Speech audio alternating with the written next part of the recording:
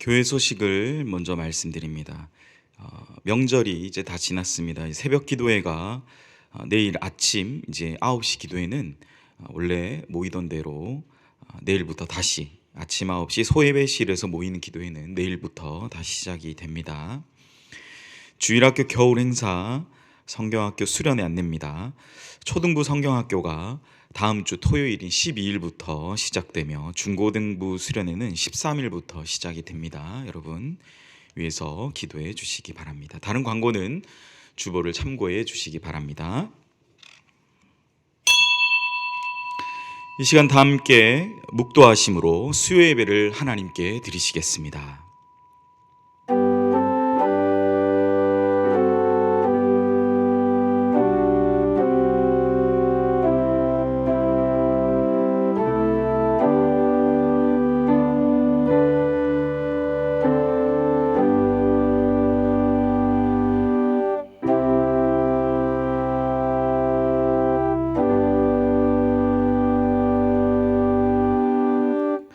모든 사람의 마음과 생각을 아시는 주님, 명절의 끝날에 주님이 베푸실 은혜와 사랑을 바라보며 이 시간 예배의 자리로 나아갑니다.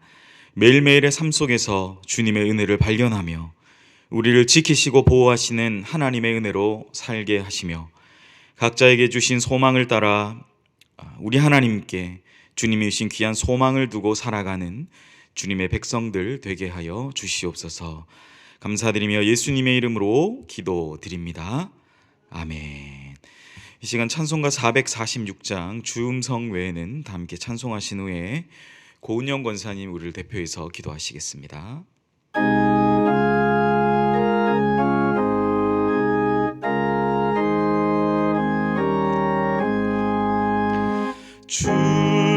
주음성 외에는 참 기쁨 없도다. 날 사랑하신 주 늘 계시옵소서. 기쁘고 기쁘도다. 항상 기쁘도다. 나 주께 왔사오니 복 주옵소서. 나 주께 왔으니 복 주시옵소서.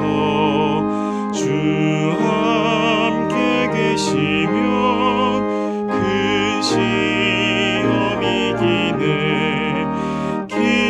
기쁘고 기쁘도다. 항상 기쁘도다. 나 주께 왔사오니 복 주옵소서.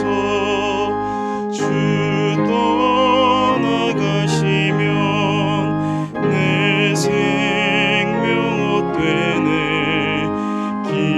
기쁘나 슬플 때 늘 계시옵소서. 기쁘고 기쁘도다. 항상 기쁘도다. 나 주께 왔사오니 복 주옵소서. 그 귀한 언약을 이루어 주시고 주 명령 따를 때 늘 계시옵소서. 기쁘고 기쁘도다. 항상 기쁘도다. 나 주께 왔사오니 복 주옵소서.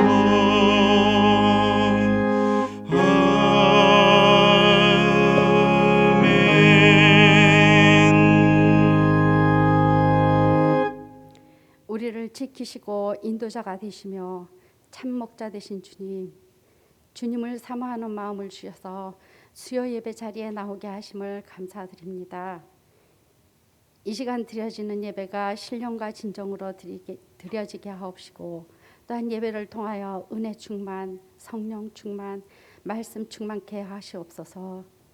또한 우리에게 있는 모든 그 연약한 부분을 치유되게 하시고 회복되는 시간이 되게 하여 주시옵소서. 우리를 긍휼히 여기시는 하나님, 저희들은 십자가에 구속하신 은혜를 받았지만 여전히 거짓됨과 교만한 마음으로 주님의 말씀과 일치하지 않게 행동하고 있습니다. 주님의 마음을 아프게 하였습니다. 우리의 연약함을 용서하여 주옵시고 또한 사랑의 하나님, 우리의 믿음이 그리스도의 장성한 분량에 이르기까지 충만하게 하시고 풍성한 열매를 맺게 하셔서 교회의 공동체를 세워나가며 충성된 일꾼으로 쓰임받게 하시옵소서.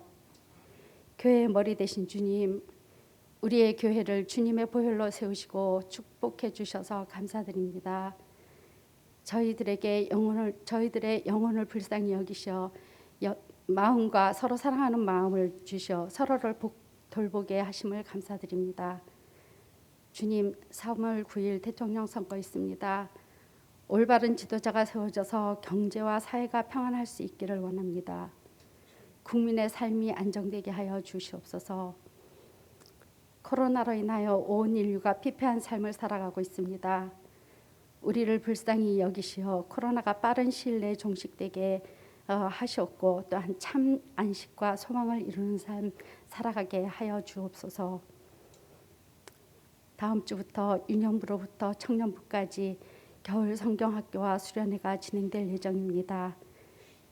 참여하는 모든 자녀들이 하나님의 말씀을 무장하여 믿음으로 다음 세대가 자라나고 또한 하나님의 나라와 민족을 위해 쓰임받게 하시옵소서.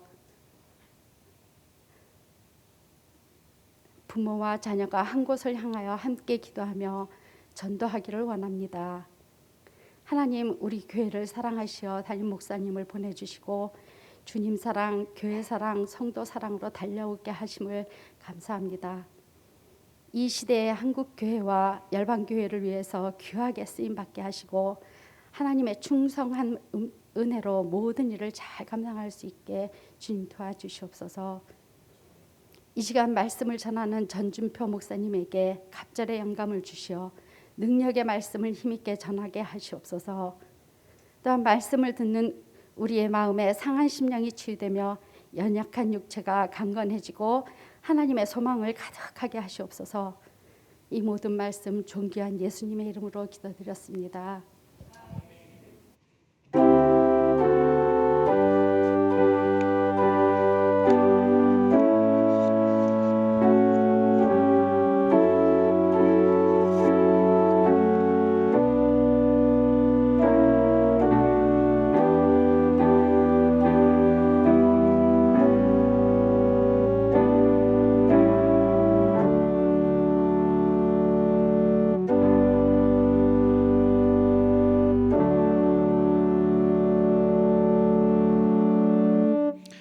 이 시간 우리에게 주시는 하나님의 말씀입니다. 다 같이 겸허한 마음으로 하나님의 말씀을 받겠습니다. 하나님의 말씀은 사도행전 4장 27절에서 30절까지의 말씀입니다. 신약 성경 193면에 있습니다. 사도행전 4장 27절에서 30절까지의 말씀, 제가 대표로 봉독합니다.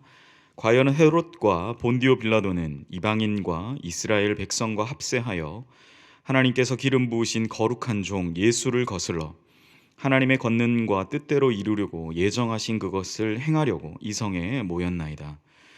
주여, 이제도 그들의 위협함을 굽어 보시옵고 또 종들로 하여금 담대히 하나님의 말씀을 전하게 하여 주시오며 손을 내밀어 병을 낫게 하시옵고 표적과 기사가 거룩한 종 예수의 이름으로 이루어지게 하옵소서 하더라.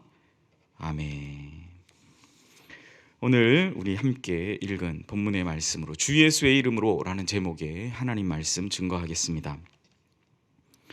오늘 본문은 성전 미문에 앉아서 구걸하던, 나면서부터 앉아서 생활할 수밖에 없었던 한 병자를 주 예수의 이름으로 일어나 걸어라 라고 외쳤던 두 명의 사도에 의해서 시작된 놀라운 사건의 연속성에 있습니다.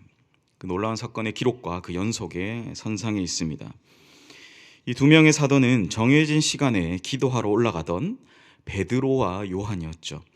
여느 때와 같은 시간에 경건한 유대인이라면 하루에 3번 기도하는데 그 시간, 때가 되어서 그는 정해진 그 시간에 습관처럼 올라가던 같은 시간, 같은 장소, 자신에게 있었던 그 똑같은 시간과 그때에 기도하러 올라가던 그때에 그 장소, 그 같은 시간, 같은 장소에 늘 있었던 이 아픔 많고 사연 많은 이 사람을 주목하여 본 것으로 이 사건이 시작된 거죠. 그들은 늘 지나다니는 길이었지만 그날 그 사람을 주목해서 본 것이다라는 것에 우리는 특별한 의미가 있을 것입니다. 사도행전 3장 4절과 5절은 이렇게 기록하죠. 베드로가 요한과 더불어 주목하여 이르되 우리를 보라 하니 그가 그들에게서 무엇을 얻을까 하여 바라보거늘. 이 주목하여 보다 라는 하나의 어쩌면 이 단어로 베드로와 요한의 입장과 이 환자, 이 병자의 입장이 설명되고 있는 것입니다. 먼저 본문은 서로를 주목해서 바라볼 때 하나님의 역사가 나타난다, 하나님의 역사가 일어난다라고 이야기해요. 우리는 우리 자신이 주목받기를 원하면서도 다른 한편으로는 우리가 어떤 상황과 사람에 대해서 눈여겨보게 되는 순간이 있다라는 거예요. 그러니까 오늘 이 성경에서는 극적으로 베드로와 요한이 주목해서 봤고 뭘 얻을까 하여서 주목해서 본 이 두 사람의 상황이 우리의 삶에는 늘 일어난다라는 겁니다. 이게 누구 한쪽 입장이 아니라는 거죠.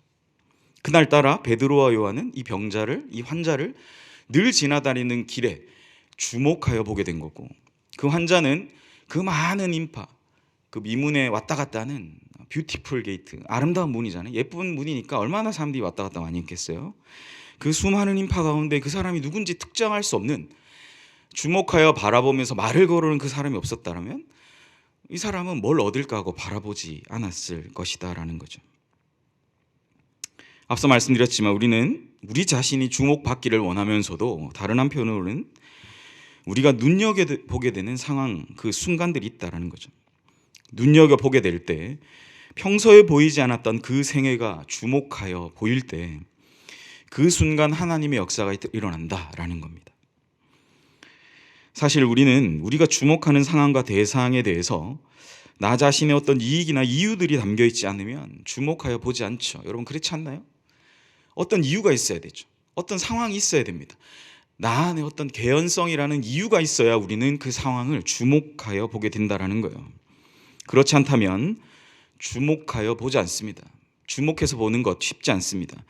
그 상황에 내가 참여하게 되는 것 결코 쉽지 않죠. 어떤 관계나 연결고리가 없다면 내가 해야 할 일이라고 생각하지 않습니다. 그래, 누가 하겠지라고 그 상황을 그냥 넘어가게 되죠. 우리는 우리의 삶에 부딪혀오는 삶의 정황들이 하나님의 역사를 이룬다는 사실을 누구나 알아요. 그죠? 오늘 말씀 새로운 거 아니죠? 제가 이거 본문 정하지만 여러분, 우리는 이거 누구나 다 알고 있습니다. 내게 부딪혀오는 삶의 정황의 그 상황들이 하나님의 역사를 이룬다는 것을 알면서도 사실 모든 것에 주목하는 삶 자체가 평탄하지 않고 피곤한 일이기 때문에 우리는 그것을 알면서도 의도적으로 피하거나 누군가 해야 할 일이라, 누구가 할 것이다 라는 누군가 뭐 할 거야 라는 우리 스스로의 믿음으로, 스스로의 위안으로 넘겨짚는 그러한 경우들이 참 허다하게 많다라는 거죠. 어쩌면 오늘 본문에 두 명의 사도 또한 똑같았을 것입니다. 마찬가지죠. 사람이잖아요. 똑같았을 거예요. 앉아서 구걸하지 않으면 살 수 없는 이 사람을 주목해 보는 것도 사실 피곤한 일일 수 있어요. 우리의 생각의 상식이라는 것, 그 상식선에서는 이것도 피곤할 수 있다라는 거죠. 내가 이 사람한테 뭘 해줄 수 있을까?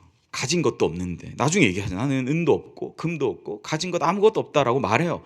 사실 아무것도 가진 것 없습니다. 이 두 명의 사도는 기도하러 올라갔다니까요. 요즘이나 뭐 포켓이라고 여러분 아시는 분이 주머니에 뭐 지갑 넣고 다니지, 이때 무슨 지갑이 있었겠어요? 뭐가 있었겠어요? 기도하러 가는데 그 들고 가겠습니까? 아무것도 없어. 이 사람은 돈을 원하는데 그에게 줄 것도 없죠. 앉아서 구걸하지 않으면 살 수 없는 이 사람을 아무것도 내가 해줄 수 없는 그 상황이 있다는 거죠. 내가 아무것도 해줄 수 없는데 뭔가를 해줘야 된다는 부담감, 그것이 더욱 어렵고 힘든 일이 될 수도 있다는 겁니다. 그런데 오늘 이 두 명의 사도는 그럼에도 불구하고 이 사람을 주목해서 보았다라는 사실입니다. 그리고 또 한 사람 주목해서 보는 이가 있었는데 그는 바로 이 두 명의 사도를 바라보는 바로 이 앉아있던 바로 이 사람이죠. 그는 그에게 아무도 주목하지 않는, 왜? 이분도 늘 누군가의 등에 업혀와서 매일 그 자리에 있는 그 사람이에요. 새롭다. 사람 뭔가 새로워야 바라보잖아요. 저 사람에게 뭔가 매력을 느낀다라는 것은 이 사람이 평상시와 다름을 느낄 때, 뭔가 놀랍고 경이로운 일이 있을 때 그 사람을 바라보는데, 이 사람에 대해서는 누구도 주목할 수가 없어요. 그냥 늘 거기 있는 사람인데요. 늘 뭔가를 바라고 측은지심을 유발하는, 동정심을 유발하는 그 눈빛으로 바라보는 그런 사람이죠. 그는 아무도 주목하지 않는 상황 속에서 자신을 주목하는 그 사람에게 반응한 거예요. 당연한 것 아닐까요?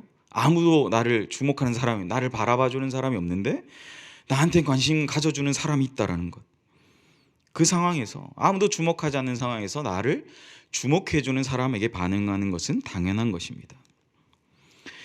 사람은 누군가의 관심이 아니면 살아갈 수 없는 것이 바로 사람이기 때문에 이 앉아 있었던, 나면서부터 앉아서 생활할 수밖에 없었던 이 사람은 아무도 나를 바라봐 줄 것 같지 않았는데 나를 알아봐주고 나를 바라봐주는 그 사람에게 그는 반응하고 있는 것입니다. 헬러 아테니사스라는 말이래요. 여기서 파생한 예수님을 주목해서 바라볼 때 이 단어가 쓰입니다. 그러니까 서로가 서로를 이렇게 바라본 거예요. 주님을 주목해서 바라보듯이 서로를 주목하여 바라봄. 여기에서 이 복음의 놀라운 역사가 시작됐다는 거죠. 오늘 성경은 주목해서 바라볼 때 하나님의 역사가 일어남을 알려줍니다.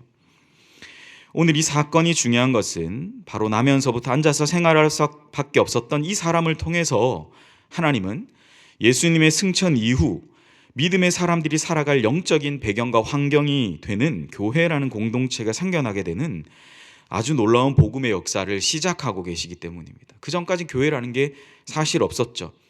마가의 어머니가 제공한 다락방, 마가의 다락방에서 모여서 기도하는 기도 모임이 있었을지 몰라도 오늘날 우리가 어디서나 즐겨 쉽게 볼 수 있는 교회라는 공동체는 없었던 시절, 주님이 승천하신 이후에 믿음의 사람들에게 이 교회를 왜 남겨주고 가셨을까? 그런데 이 교회가 발생하게 된 그 배경을 오늘 이 사건으로부터 시작하게 되었다라는 거죠. 그런데 그것은 여러분 아주 어떻게 심플한 배경에서 시작됐죠. 한쪽은 부담을 가지고 바라봤지만 한쪽은 너무나 간절히 원했던 서로를 바라봄으로 시작되었다라는 것입니다. 이 작은 나비 효과와 같은 하나님의 역사가 이제는 수천 년을 이제 이어오게 되는 주님의 몸된 교회의 역사가 생겨나게 되었다라는 거죠. 사람은 기본적으로 모임에 대한 마음이 있죠. 오늘 2만 명이 나왔답니다. 확진자가 2만 명이 나오는 코로나의 상황 속에서도 사람은 누군가에 대한 간절한 마음이 있어요. 누군가를 만나고 그 사람과 함께 모임을 가지려고 하는 그러한 마음들이 있습니다. 이번 명절을 통해서도 우리는 그것을 확인하죠. 어떤 분에게는 부담이 될 수 있고 부담이 없고 편안한 모임일 수 있지만 누군가에게는 이 명절 후유증이라고 할 표현되는 그러한 모임이죠. 명절이라는 모임이. 비록 경중의 차이는 있지만 우리는 모이려는 습성을 통해서 각종 다양한 모임들을 만듭니다. 모여서 교제하고 나눔을 통해서 우리는 사실 그 모임이 좋다라기보다는 그 모임에서 나 자신이 어떤 존재인지를 확인하게 돼요. 내가 이런 사람이었지라는 것을 확인하는 더 큰 의의가 있다라는 거죠. 우리가 모이는 모임의 성격이 사실 그래요. 모임의 성격이 모이는 사람에 의해서 규정되기도 하지만 그 모임에 모이는 사람들로 인해서 나 자신의 어떠함을 발견하게 되는 거죠. 내가 지금까지 어떻게 살아왔는지 모여서 얘기하다 보면 옛날 얘기 많이 하시더라고요. 과거 얘기. 내가 이렇게 살아왔는데 이런 얘기 많이 나옵니다. 내가 어떻게 살아왔는지, 내가 어떤 모습으로 살아가야 할지를 배우고 학습하는 것이 바로 이 모임, 발생하게 되는 모임이다라는 거죠. 하나님은 예수님의 승천 이후 바로 이 하나님의 거룩한 모임을 통해서, 그리고 이 모임을 통한 강력한 힘에 의해서 주님의 사역을 감당하기를 원하시고 계시다라는 것을 우리는 오늘 말씀을 통해서 생각해 볼 수 있습니다. 이 복음의 역사, 이 앉아있던 사람을 나사렛 예수 그리스도의 이름으로 이렇게 세우죠. 복음의 역사가 일어나자 이제는 사람들이 이 두 그룹을 주목하기 시작했습니다. 거기 모였던 많은 사람들이, 남자만 5,000명 되는 사람들이 회심하게 되는 놀라운 복음의 역사는 바로 이 앉아 있었던, 나면서부터 앉아서 생활할 수밖에 없었던 이 사람이 왜 일어났지? 그리고 이 사람을 일으켜 세운 사람이 누구지? 그러니까 서로를 주목하던 그 사람을 서로를 주목했던 것이 이제는 많은 사람, 이 일이 일어난 것은 놀랍게 여겼던 사람들이 이 두 그룹을 주목하기 시작했죠.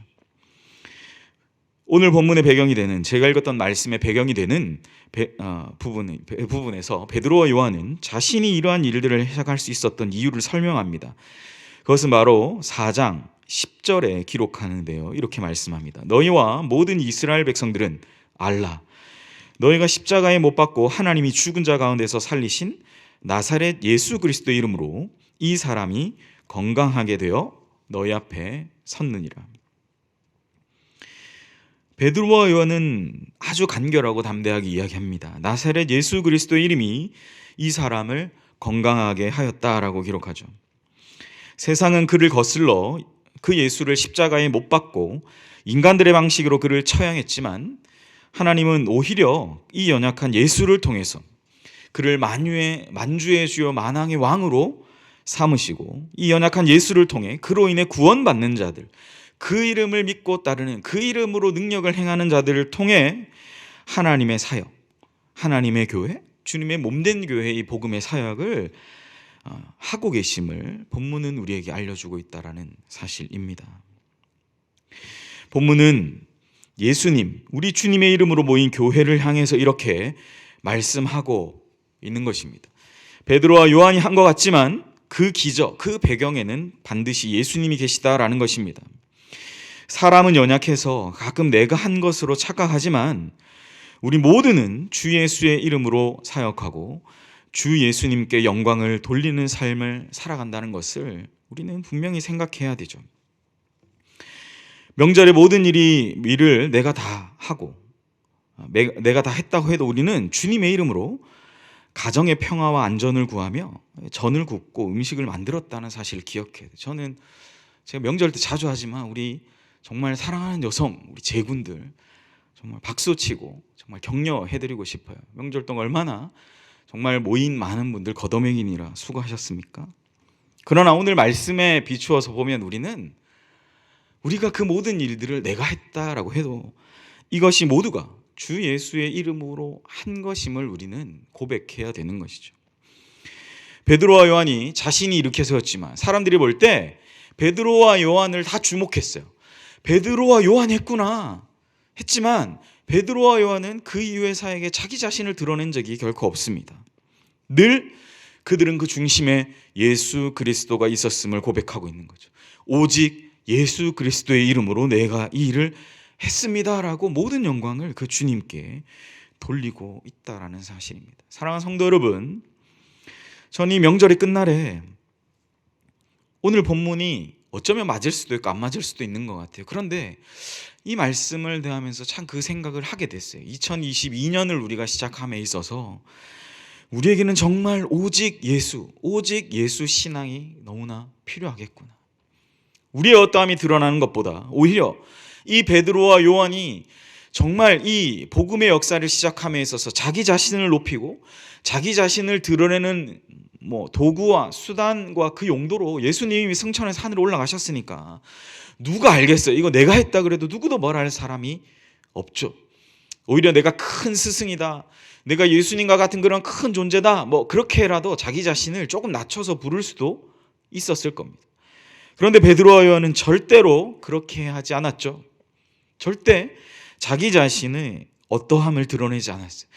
사람들이 다 아무도 주목하지 않고, 심지어 그 앉아 있었던, 미문에 앉아 있었던 그 환자도 이 사람이 누군지 몰랐어요. 나한테 뭐 줄까 바라봤던 거였는데, 여러분, 이제는 많은 사람들이 그가 한 일로 인해서 그를 바라볼 때에도, 여러분, 베드로와 요한은 자기 자신을 드러내지 않았다라는 거죠. 전 이게 우리가 가진 정말 믿음의 명문 가문이라는 표현 많이 쓰잖아요. 이 믿음의 명문 가문의 가장 핵심적인 이야기가 아닐까라는 생각해요. 정말 예수 그리스도만 이 안에서 온전히 드러나는 것.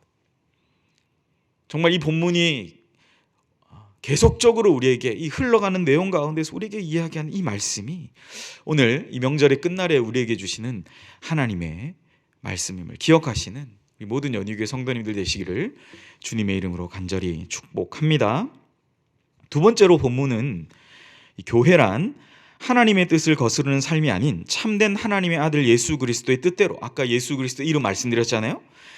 예수 그리스도의 뜻대로 살아가는 삶을 사는 것임을 전해주죠. 교회는 기본적으로 예배를 통해서 하나님의 말씀을 듣고 들은 말씀대로 살아가는 것임을 이야기해줘. 오늘 본문도 그처럼 기록합니다. 27절부터 30절 말씀이에요.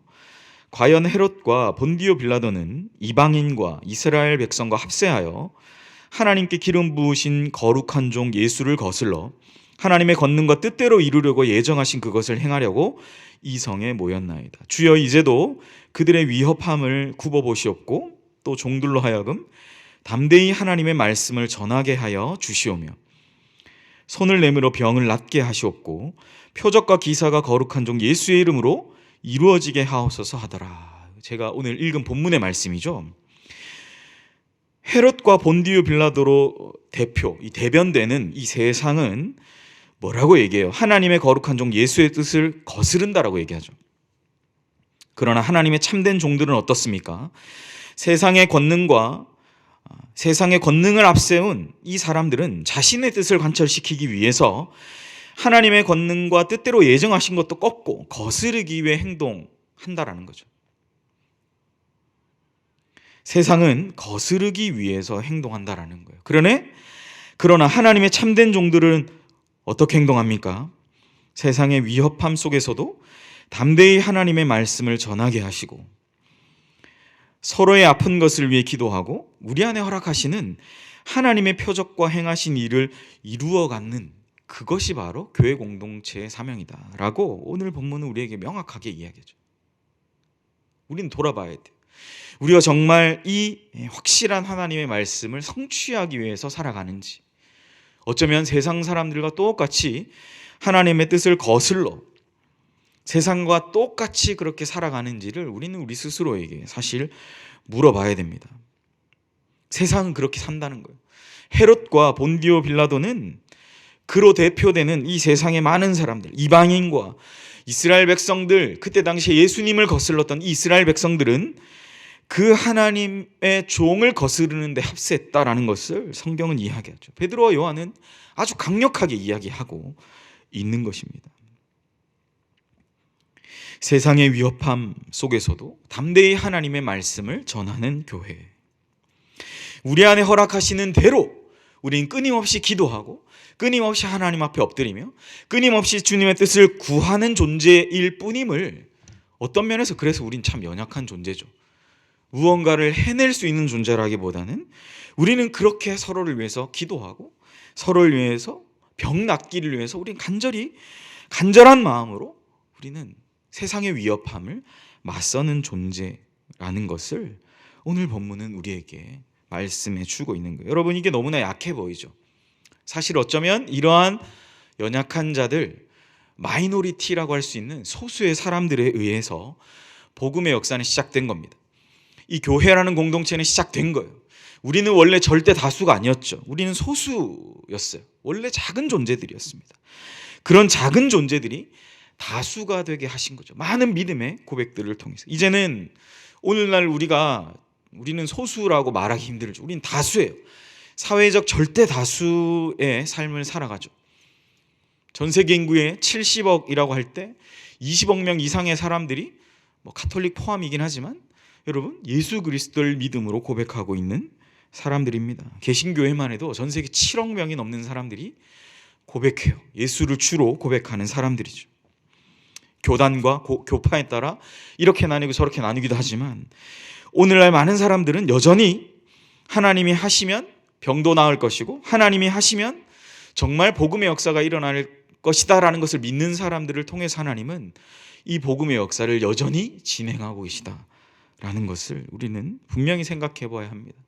얼마 전에 담임 목사님 설교하시는데 그 얘기 하시더라고요.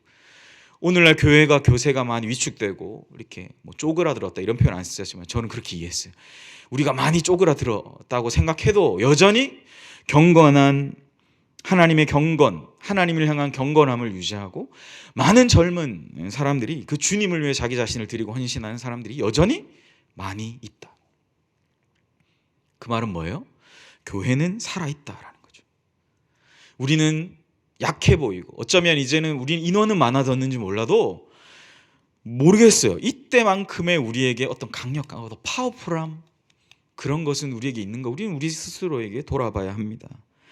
세상을 거스를 우리에게 그 힘과 능력이 있는지 헤롯과 본디오 빌라도와 이방인과 특별히 예수를 따르지 않았던 이스라엘 백성들 그들이 합세해서 정말 하나님의 기름 부으신 거룩한 종 예수를 거스르려고 하는 그러한 절대적인 세상의 시류 속에서도 우리는 이 예수를 쫓겠다. 우린 이 예수를 붙쫓아서 나아가겠다라는 세상을 거스리며 나아가겠다라는 믿음의 고백이 우리에게 있는지 우리는 오늘 말씀을 통해 한번 깊이 생각해 보아야 합니다.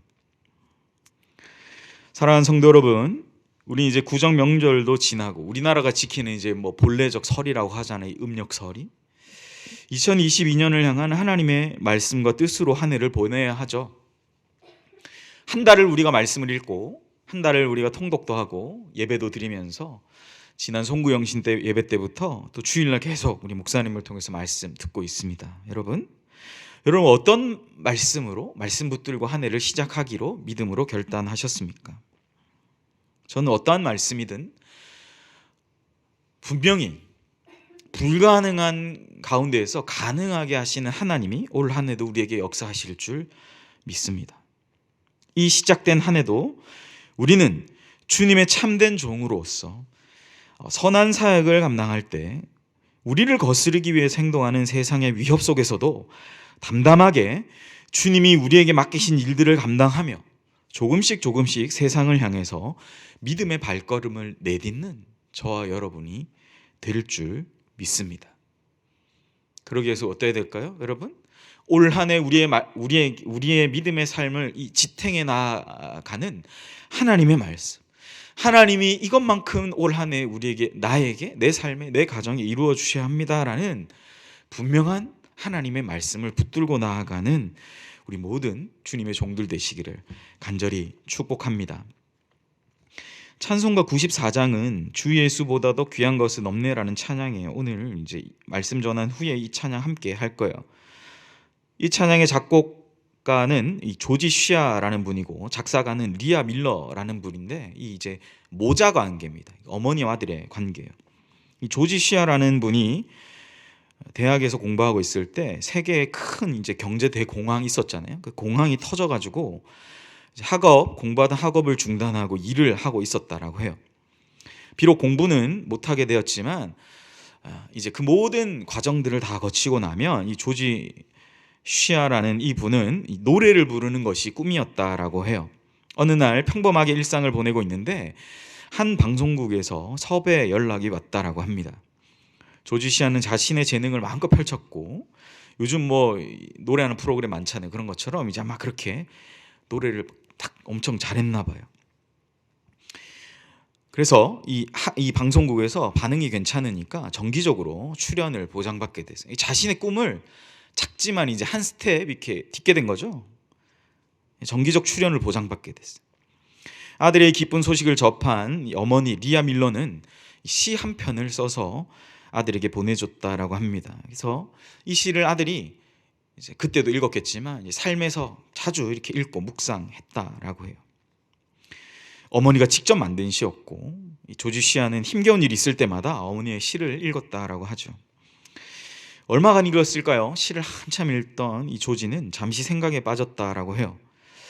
내가 노래를 부르는 이유가 뭘까? 내가 조지 시아의 아버님도 목사님이었다고 해요. 믿음의 배경에 있었기, 이 믿음의 명문 가문에 있었기 때문이었는지 모르겠지만 이 시를 계속 읽고 또 읽고 하다 보니까 내가 이렇게 노래를 부르는 이유가 내가 정말 주님의 영광을 위해 산다라고 했지만 내가 더 인기 많아지고 내가 인기가 많아지면서 더 많은 돈을 벌고 정작 중요한 어머니가 준 이 시에 담겨있는 정작 중요한 예수님을 생각하지 않았다라는 것을 그가 깨닫게 되었다고 합니다. 그래서 그는 회개하는 마음으로 이 시의 멜로디를 만들었는데 그것이 바로 우리가 너무나 같이 즐겨, 저는 참 이 찬양 너무 좋아하는 찬양인데요, 바로 그 곡이 주 예수보다도 귀한 것은 없네라는 곡이라고 합니다. 사랑하는 성도 여러분, 우리는 가끔 가장 중요한 것을 잊고 살아갈 때가 있죠. 내가 왜 지금 여기에 서서 주님의 사역을 감당하는지, 내가 왜 이 가정에서 사랑하는 아내와 남편과 자녀들과 함께 살아가고 있는지를 잊어버려요. 잊어버려. 우리가 잊어버리면 어떻게 될까요? 주님의 사역 감당하는 것은 안 하겠다라는 말을 너무나 쉽게 하게 되는 것이죠. 내가 처음 마음으로 이 사역에 대할 때 그 진중함들은 이제 사라지게 되는 것입니다. 안 하겠다, 못 하겠다, 이제 그런 말들이 이제 우리 안에서 막 쏟아져 나오게 되는 거죠. 이게 나한테 무슨 유익이 있지? 마치 베드로와 요한을 바라보던, 내게 뭔가 유익을 주겠지라고 바라봤던 그 안진뱅이처럼. 그리고 그들이 뭔가 역사를 하니까 거들떠도 보지 않았는데, 기도하러 갈 땐 거들떠도 보지 않았는데 뭔가 복음의 역사가 나타나기 시작하니까 그를 바라보며 주목하기 시작했던 많은 절대 다수의 그 사람들처럼 우리는 어떤 이슈들이 발생할 때만 이 일에 참여하게 되는 참 연약한 사람들인 것 같습니다. 그러나 우리는 그럴 때마다 우리는 이 많은 것들을, 우리가 정말 중요하게 생각해야 될 것들을 잊어버릴 그때에 우리는 분명히 생각해야 됩니다. 우리 각자가 선택한 선택의 그 길 위에서 우리는 언제나 그랬듯이 우리가 시작하게 되었던 그 출발점을 기억해야 할 것이죠. 베드로와 요한이 그러했던 것처럼 나의 출발점은 바로 이 예수 그리스도가 되시고 주님이 내게 주신 비전과 뜻을 품고 2022년 한 해가 시작되어야 할 줄 믿습니다. 올 한 해 하나님의 꿈이 내 비전이 되고 나의 꿈과 비전이 내가 살아가는 모든 삶의 현장에서 나타나는 우리 모든 연희교회 성도님들 삶이 되시기를 소망합니다.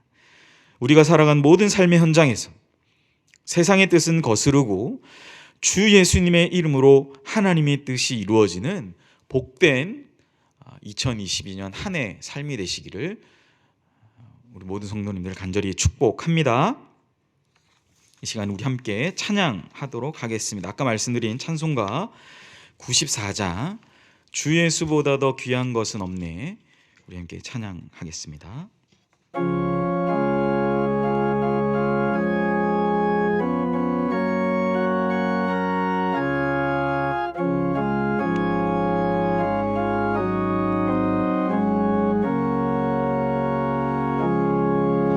주 예수보다 더 귀한 것은 없네, 이 세상 부귀와 바꿀 수 없네, 영주 끝내 대신 돌아가신 그 놀라운 사랑 잊지 못해, 세상 즐거움 다 버리고 세상 자랑 다 버렸네, 주 예수보다 더 귀한 것은 없네, 예수밖에는 없네.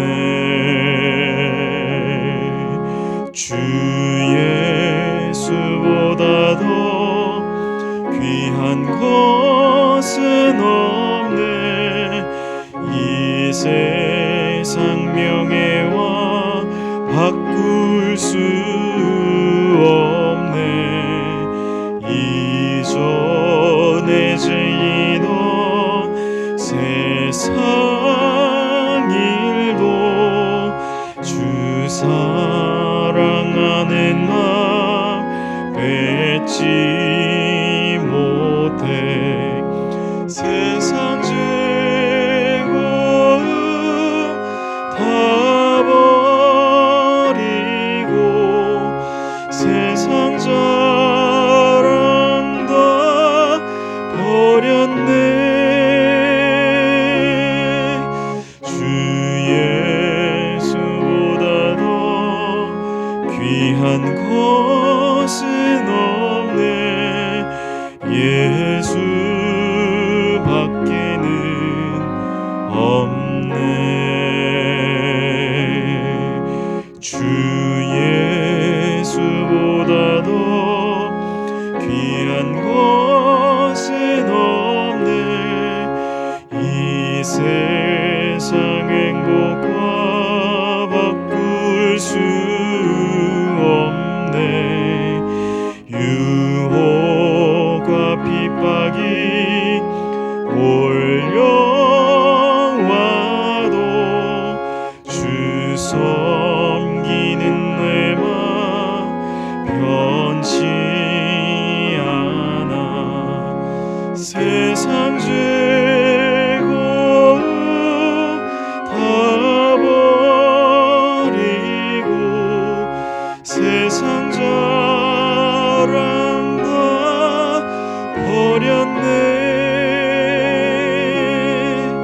주 예수보다 더 귀한 것은 없네. 예수밖에는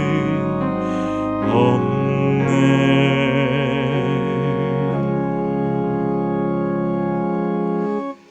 지금은 우리 주 예수 그리스도의 은혜와 하나님의 사랑과 성령의 위로교통 충만 역사하심이 모든 일이 주 예수 그리스도의 이름으로 구하며 감사할 것들을 하나님께 아뢰며 2022년 한 해를 나아가기를 원하는 사랑하는 연희교회 모든 성도들 머리 위에 지금으로부터 영원 무궁토록 함께 있을지어다. 아멘.